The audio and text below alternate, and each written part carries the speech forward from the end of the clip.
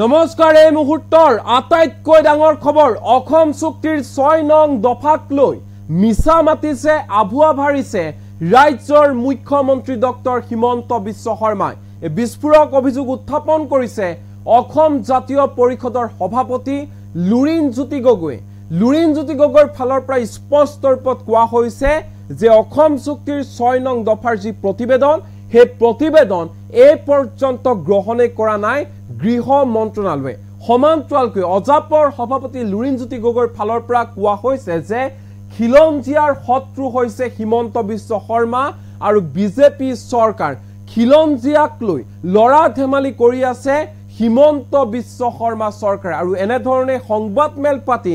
মুখ্যমন্ত্ৰী হিমন্ত বিশ্ব শৰ্মাৰ বিৰুদ্ধে আৰু বিজেপিৰ বিৰুদ্ধে গৰজি উঠিল অসম জাতীয় পৰিষদৰ সভাপতি লুৰিণজ্যোতি গগৈ এই মুহূৰ্তত জনাই আছো এই ডাঙৰ খবৰ খিলঞ্জীয়াৰ শত্ৰু হিমন্ত বিশ্ব শৰ্মা আৰু বিজেপি চৰকাৰ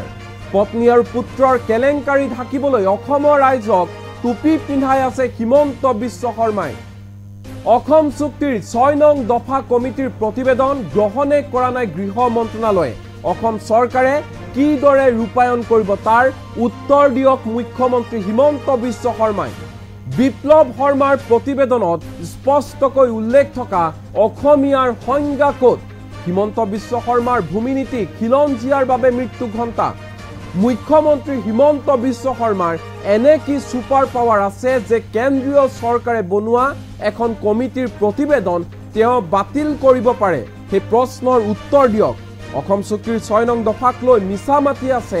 মুখ্যমন্ত্ৰী হিমন্ত বিশ্ব শৰ্মাই আৰু এনে ধৰণে সংবাদমেল পাতি মুখ্যমন্ত্ৰী হিমন্ত বিশ্ব শৰ্মা আৰু বিজেপি চৰকাৰক লৈ কেইবাটাও গুৰুত্বৰ অভিযোগ উত্থাপন কৰিছে অসম জাতীয় পৰিষদৰ সভাপতি লুৰিণজ্যোতি গগৈৰ ফালৰ পৰা স্পষ্ট ৰূপত কোৱা হৈছে অসম চুক্তিৰ যি 6 নং দফা আছে সেই 6 নং দফাৰ কমিটিৰ প্ৰতিবেদন গ্ৰহণে কৰা নাই গৃহ মন্ত্ৰণালয়ে অসম চৰকাৰে যিখন প্ৰতিবেদন গ্ৰহণ কৰা নাই সেই ক্ষেত্ৰত অসম চৰকাৰে কিদৰে ৰূপায়ণ কৰিব বুলি তেওঁলোকে ঘোষণা কৰিছে সেই প্ৰশ্নৰ উত্তৰ দিয়ক বিপ্লৱ শৰ্মাৰ প্ৰতিবেদনত স্পষ্টকৈ উল্লেখ থকা অসমীয়াৰ সংজ্ঞা ক'ত সেই কথা কিয় কোৱা নাই হিমন্ত বিশ্ব শৰ্মা চৰকাৰে তদুপৰি হিমন্ত বিশ্ব শৰ্মাৰ ভূমিনীতি খিলঞ্জীয়াৰ বাবে মৃত্যু ঘণ্টা বুলিও মন্তব্য প্ৰকাশ কৰিছে অজাপৰ সভাপতি লুৰিণজ্যোতি গগৈ এই মুহূৰ্তত লুৰিণজ্যোতি গগৈৰ মন্তব্য আমাৰ লগত আছে কি কৈছে শুনো অসম চুক্তিৰ 6 নম্বৰ দফাৰ উচ্চ পৰ্যায়ৰ সমিতিৰ প্ৰতিবেদন গৃহমন্ত্ৰীয়ে গ্ৰহণ কৰিলে নেকি কেন্দ্ৰীয় গৃহমন্ত্ৰীয়ে এখন এই ইয়াৰ প্ৰতিবেদনৰ প্ৰশাসনিক ৰক্ষা কবচ বিধায়নী ৰক্ষা কবচ কাৰ্যকৰী কৰিবৰ কাৰণে অসমৰ মুখ্যমন্ত্ৰী ৰাজ্য চৰকাৰক নিৰ্দেশনা দিলে নেকি সত্যেন্দ্ৰ গাৰ্গে সহি কৰিলে নেকি এইকেইটা প্ৰশ্ন উঠে ক্লছ 6 কমিটিখন কেন্দ্ৰীয় গৃহমন্ত্ৰীয়ে বনাই দিয়া কমিটি গৃহ মন্ত্ৰণালয় নোডেল মিনিষ্ট্ৰী ইয়াত লিখা আছে একৰ্ডত লিখা আছে পঢ়ি ল'ব home ministry is the nodal ministry of Assam nodal ministry কি নোডেল মিনিষ্ট্ৰী গৃহ মন্ত্ৰণালয়ে গৃহমন্ত্ৰীয়ে যেতিয়ালৈকে এখন প্ৰতিবেদন একচেপ্ট নকৰিব তেতিয়ালৈকে ইয়াৰ সাংবিধানিক কনষ্টিটিউচনেল ন্যায়িক যিটো স্বীকৃতি চৰকাৰী যিটো স্বীকৃতি আৰু মৰ্যাদা হ'বনে পাবনে গৃহ মন্ত্ৰণালয়ে যেতিয়া এখন প্ৰতিবেদন গ্ৰহণ কৰিব সেইদিনাখন ক'ব লাগিব যিবোৰ প্ৰশাসনীয় ৰক্ষা কবচ আছে এইবোৰ ৰাজ্য চৰকাৰে ইমপ্লিমেণ্ট কৰা গৈহে নকৰাকে মুখ্যমন্ত্ৰীয়ে কেনেকৈ ক'ব পাৰে মুখ্যমন্ত্ৰী কি সুপাৰ পাৱাৰ নেকি গৃহমন্ত্ৰীৰ ওপৰত নেকি মই প্ৰশ্ন কৰিব গৃহ মন্ত্ৰণালয় গৃহমন্ত্ৰীৰ ওপৰত নেকি অসমৰ মুখ্যমন্ত্ৰী যে যিখন প্ৰতিবেদন তৈয়াৰ হৈছে যিখন প্ৰতিবেদন গৃহ মন্ত্ৰণালয়ে একচেপ্ট নকৰাকে এখন ইমপ্লিমেণ্ট কৰিব পাৰে সংৰক্ষণৰ নীতি আনিবৰ কাৰণে ভূমি নীতি ইয়াতকৈ আগতে এখন তেওঁলোকে তৈয়াৰ কৰিছিল হৰিশংকৰ ব্ৰহ্মৰ প্ৰতিবেদন কিয় কাৰ্যকৰী নকৰে এতিয়া যে হঠাৎ তেওঁলোকে দেশপ্ৰেমী হৈ উঠিলে খিলঞ্জীয়া তেওঁলোকৰ জাগি উঠিল হৰিশংকৰ ব্ৰহ্মৰ প্ৰতিবেদন কাৰ্যকৰী নকৰিলে ইয়াতো ভূমি বিষয়ক পৰামৰ্শ দিয়া হৈছে আমি জানো আৰু এডিশ্যনেল পৰামৰ্শ হৰিশংকৰ ব্ৰহ্মই দিয়া পৰামৰ্শৰ উপৰিও অতিৰিক্ত পৰামৰ্শ ভূমি সম্পৰ্কীয় দিয়া হৈছে কিন্তু কথা হ'ল যে এইবোৰ তেওঁলোকে নিজে নিজে কৰি থাকিব পাৰিব কিন্তু অসম চুক্তিৰ 6 নম্বৰ দফা মতে কৰা বুলি ক্লেইম কৰিব অসমৰ মুখ্যমন্ত্ৰীয়ে নোৱাৰে কাৰণ গৃহ মন্ত্ৰণালয়ে এখন একচেপ্ট কৰা গৃহ মন্ত্ৰণালয়ে যেতিয়ালৈকে একচেপ্ট নকৰিব যেতিয়ালৈকে নক'ব যে আমি পালোঁ কেনেকৈ পালে আমাৰ যোগেদি পাব লাগিছিল নাপালে তেওঁলোকে এটা কথা ক'লে ভাৰ্বেলি ক'লে যে অসমৰ ষ্টেট কেবিনেটৰ যোগেদি দিয়ক আমাৰ হোম মিনিষ্ট্ৰীয়ে ক'লে নেকি ডিক্লেৰেশ্যন যে থ্ৰু ষ্টেট কেবিনেটে দিয়া প্ৰতিবেদনখন আমি গ্ৰহণ কৰিলোঁ। আচৰিত কথাটো আপোনালোকে নিশ্চয় জানে যে এইখন প্ৰতিবেদনত যিগৰাকী যুটীয়া সচিব সত্যেন্দ্ৰ গাৰ্গে চহী কৰা, তাৰ মানে মুখ্যমন্ত্ৰীৰ এই কথাবোৰ আভুৱা ভৰা কথা, মিছা কথা কৈছে, ৰাইজক বিভ্ৰান্ত কৰিব কৈছে। আৰু যদি কিবা এনেকুৱা ধৰণৰ কথা, এতিয়া সত্ৰত টকা পইচা দিব লাগে, ষ্টেট গভৰ্ণমেণ্টে নিজে ডিচিশ্যন লৈ দিব পাৰে। আমাৰ পৰামৰ্শ আছে, বিশেষ স্পেচিফিক পৰামৰ্শ আছে। ভূমি ক'ত ক'ত ভূমি উচ্ছেদ কৰিব লাগে, সেইটো ভূমি এটা ষ্টেট ছাবজেক্ট, ৰাজ্য চৰকাৰে সিদ্ধান্ত লৈ কৰিব পাৰে, আমাৰো দিহা পৰামৰ্শ আছে। কিন্তু কথাটো হ'ল যে এজ পাৰ আছাম একৰ্ড, এই কথাটো এজ পাৰ ক্লজ 6, এই কথাটো তেওঁ কেনেকৈ কৰিব? কাৰণ একৰ্ড ট্ৰাইপাৰ্টেট একৰ্ড, ক্লজ 6ৰ কমিটি ট্ৰাইপাৰ্টেট কমিটি, ত্ৰিপাক্ষিক কমিটি। ত্ৰিপাক্ষিক কমিটিৰ নডেল মিনিষ্ট্ৰীটো হ'ল হোম মিনিষ্ট্ৰী। হোম মিনিষ্ট্ৰীয়ে যেতিয়ালৈকে একচেপ্ট নকৰিব, ইয়াৰ লিগেল কনষ্টিটিউচনেল চৰকাৰী কোনো ধৰণৰ ভেলু থাকিব নোৱাৰে, ভেলু নাথাকে। তেওঁৰ নিজৰ ৰাজ্য চৰকাৰৰ নিজৰ ক্ষমতা ভূমি নতুন আইন প্ৰণয়ন কৰিব পাৰে, ৰাজ্য চৰকাৰৰ চাকৰি আৰু আমাৰ ব্যক্তিগত খণ্ডৰ চাকৰিত তেওঁলোকে সংৰক্ষণৰ কাৰণে তেওঁলোকে তেনেকুৱা আইন পাছ কৰিব পাৰে, ল পাছ কৰিব পাৰে। যেনেকৈ অন্ধ্ৰ চৰকাৰে 80% নে 75% যিমান চাকৰি আছে চৰকাৰী কেতিয়াবা তেওঁলোকে ব্যক্তিগত খণ্ডৰ চাকৰি আৰু ষ্টেট গভৰ্ণমেণ্টৰ চাকৰি সংৰক্ষণৰ ব্যৱস্থা কৰিছে। এইটো ষ্টেট গভৰ্ণমেণ্টে কৰিব পাৰে। কিন্তু কথা হ'ল যে যদিহে অসম চুক্তিৰ 6 নম্বৰ দফা মতে যদি কৰিব লাগে, তেতিয়াহ'লে গৃহ মন্ত্ৰণালয়ে একচেপ্ট কৰিব লাগিব, গৃহ মন্ত্ৰণালয়ে গ্ৰহণ কৰিব লাগিব। কেন্দ্ৰীয় গৃহমন্ত্ৰীয়ে নিৰ্দেশনা দিব লাগিব অসম চৰকাৰক যে প্ৰশাসনীয় যিবোৰ সাংবিধানিক ৰক্ষা কৱচ আছে, বিধায়নী যিবোৰ ৰক্ষা কৱচ আছে, এইবোৰ তোমালোকে ইমপ্লিমেণ্ট কৰা গৈ। খিলঞ্জীয়া মানুহৰ শত্ৰু হিমন্ত বিশ্ব শৰ্মাৰ বিজেপি চৰকাৰ, কাৰণ এইটো 48 মানুহ মিছা কথা কৈছে। Assam accord in letter and spirit কেনেকৈ ইমপ্লিমেণ্ট কৰিব? ক্লজ 5ত ডিটেকশ্যন, ডিলিশ্যন এণ্ড ডিপৰ্টেশ্যনৰ কথাটো আছে। সেইটো তেওঁলোকে নাচাপ কৰিলে, কা জাপি দিলে 48টো সেইকাৰণে অপ্ৰাসংগিক মানুহক মিছা কথা আভুৱা ভাবিব কৈছে, টুপি পিন্ধাব কৈছে। কাৰণ গোটেই কথাকেইটা মই যিকেইটা ইয়াত ধৰা পৰা কাম যিটো কৰিছে মই কৈ দিছোঁ। আৰু ইয়াত এইটো ৰাইজক মানে তালিকাখন যিমান পাৰে দীঘলীয়া, ইয়াত কোনো ধৰণৰ 1, 2, 3, 4 এনেকুৱা পৰামৰ্শ বুলি নাই। সেইকাৰণে তেওঁলোকৰ গণ্ডগোলেই হৈ গৈছে। 42, 42, 3, 2, এই দুটা ইণ্টাৰ ৰিলেটেড একে বস্তু, আৰু এইটো তেওঁলোকৰ ৰাজ্য চৰকাৰৰ এতিয়াৰ বস্তু নহয়, ইলেকশ্যন কমিশ্যনে মানুহক কিমান টুপি পিন্ধাইছে মুখ্যমন্ত্ৰীয়ে চাব। মই আপোনালোকক ক'ব কৈছোঁ, তেওঁ যিহেতু প্ৰতিবেদনখন বনোৱা নাই, তেওঁ যিহেতু নাজানে 38 তাত এটা তেওঁলোকে 38 বুলি কোনো ইয়াত নাই।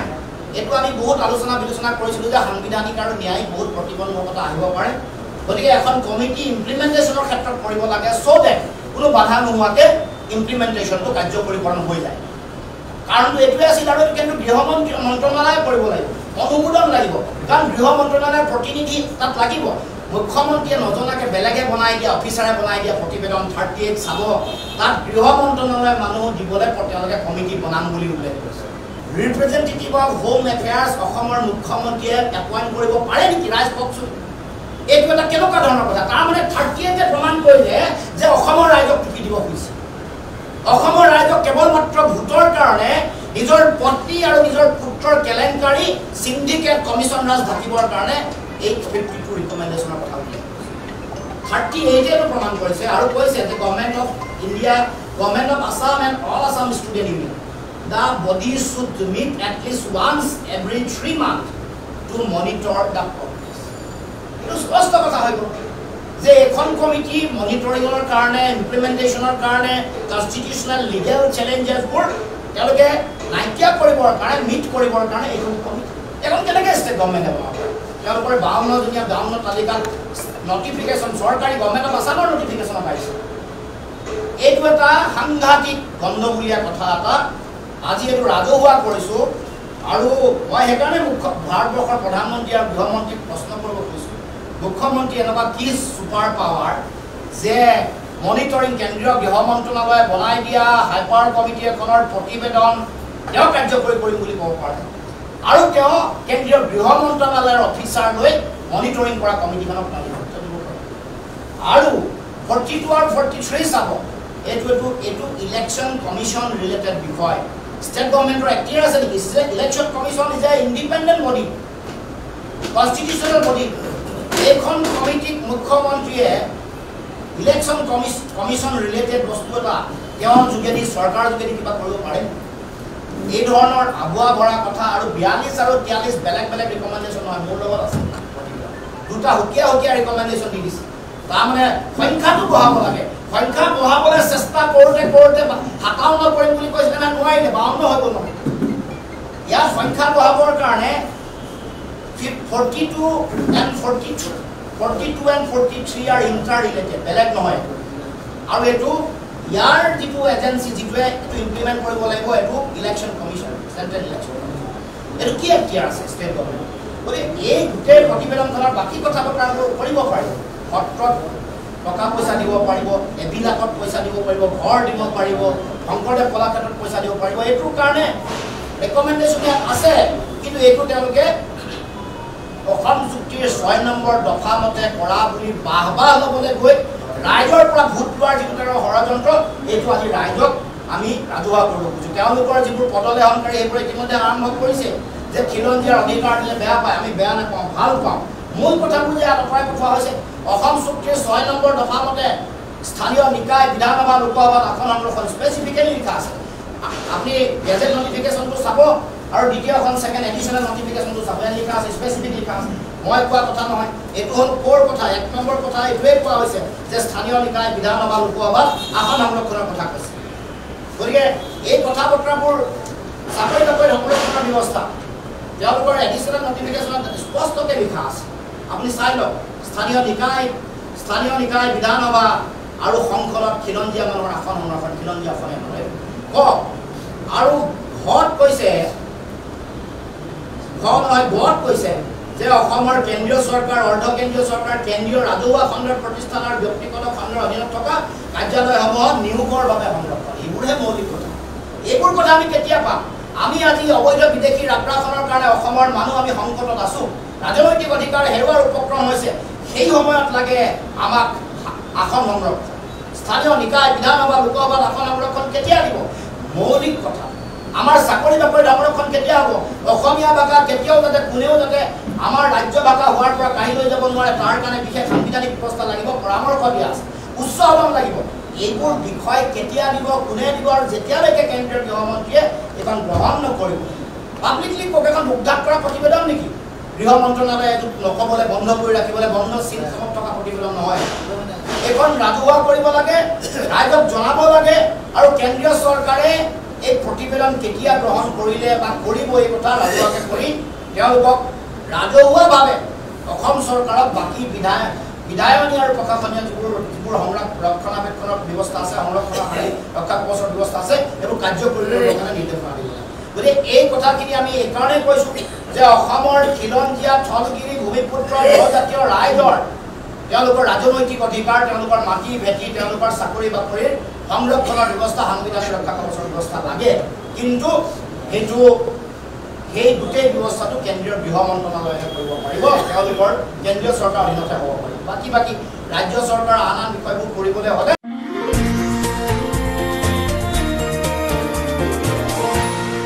এনিটক্স হুতৰ বিপৰীতে ৰাইজৰ স্বাৰ্থ